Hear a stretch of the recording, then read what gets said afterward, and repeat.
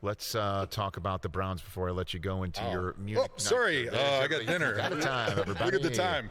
Go Thomas, everybody. Thanks for coming on. What are your thoughts on the direction of this franchise right now? It's as frustrated as I have been as a fan, and I include my time as a player, because going into the season there was legitimate Super Bowl expectations. That was the conversation around town, and it's been so bad people forgot about that. I mean, they were a playoff team last year with Joe Flacco, and people thought they were going to have better play at quarterback. They were going to have better play because most of the team was going to come back, and typically when you have most of your team come back, you take a little step in the right direction. And so I think it's just been beyond frustrating because expectations were up here, and they're struggling to beat bad teams. I mean, they are a bad team, really. And I think it's frustrating because there's not a clear direction because of the salary that the quarterback has, DeShaun Watson. You don't know what you can do.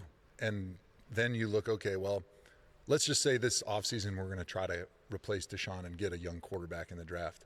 Now, of course, the draft is always a crapshoot. We don't really know, but it's not like the draft analysts are telling us there's tons of great quarterbacks that are going to be coming out of college this year and surefire guys that can change your franchise overnight.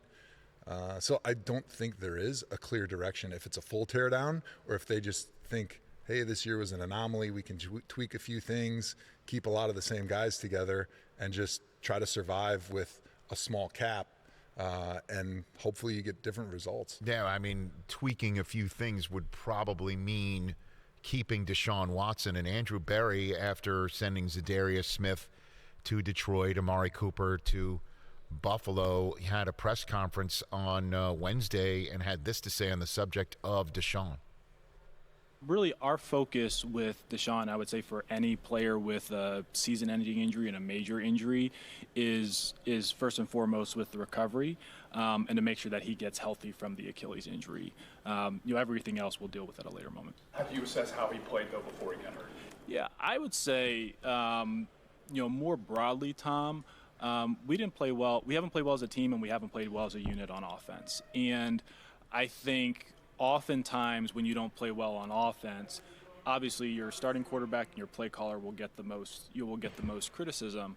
But the reality is offense it comes down to organization and synchronization.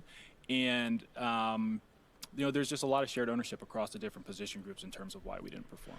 A big we'll see on having Watson back as the quarterback next year. Yeah. I mean, what would you counsel on that front, Joe? It's such a unique situation, right? Because of the guaranteed contract, because of the salary cap hit. It's not like you can trade him. If you cut him, then the rest of the salary accelerates. It's almost impossible. Right. So it's almost like you have to understand he's going to be on the team. Do you think he's going to be able to recover enough and bounce back, not only just from the injury, but as a player? Because when he was out there, there was some good, but more bad than good. So that clip was like a minute, and basically he said, maybe, but we're in a tough spot, because it's not like you have an easy answer. Like sometimes you can say as a franchise, all right, we know that if we trade a bunch of guys, cut a bunch of guys, we'll have a bunch of salary cap space. We can sign people in free agency, or we can pick up a bunch of draft picks, and then we can change the roster like that. They don't have either of those two traditional options really available to them. And so it almost seems like it's going to be we'll see, probably go with what we had this year and hope for better results and tweak some things on the edges. Maybe tweaking the game plan or the scheme to make sure it's what worked with Flacco and what Stefanski is known to call and his strengths, and basically tell DeShaun to commit to that. I mean, was that an issue that we were seeing in the first half of the season? Yeah, so that was one of the things. I listened to Andrew Berry's press conference because I'm a Browns guy. Attaboy. And thank you. And one of the things he did say, he was kind of talking about why the team has struggled so much, and I think it seemed like he was not placing the blame, but explaining it a little bit, that they brought in Ken Dorsey to be an offensive coordinator because they wanted to develop an offense that was maybe different than what Stefanski had done previously, by having more shotgun offensive plays, which is what DeShaun's more comfortable with, a little bit more of some of the things that Ken Dorsey did when he was in Buffalo, and get away from the under center play action, which is what Stefanski's history's been. with Joe Flacco, and I think he mentioned how slow people were to try to understand kind of what they were doing, and maybe they didn't have everything fleshed out by the time the season started because they didn't know what guys were good at, what guys weren't as good at.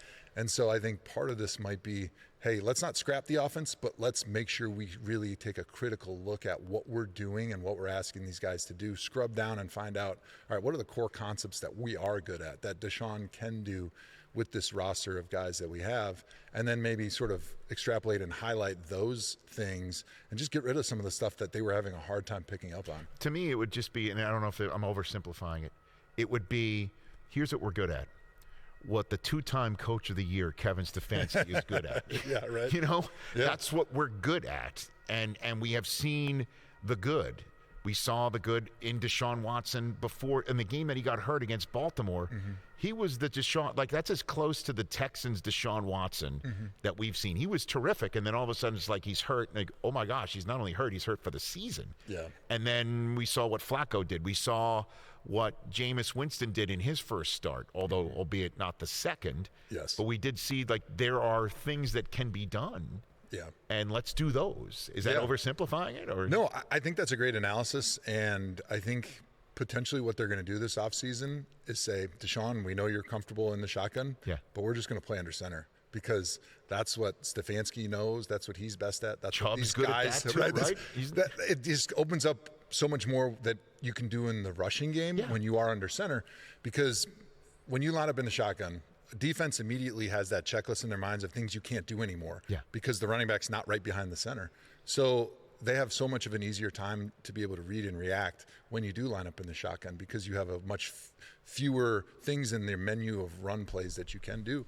And so I think they're probably just going to – they haven't told me this, but I'm thinking like you are, like, hey, sorry, DeShawn, you're just going to have to learn to play under center because that's what we're going to do. And we've proven – we saw last year this is just not an offense that's good enough to play out of the shotgun all the time. We need to go back to doing the Stefanski stuff. Catch the Rich Eisen Show every single day on the Roku Channel, 12 to 3 Eastern, for free.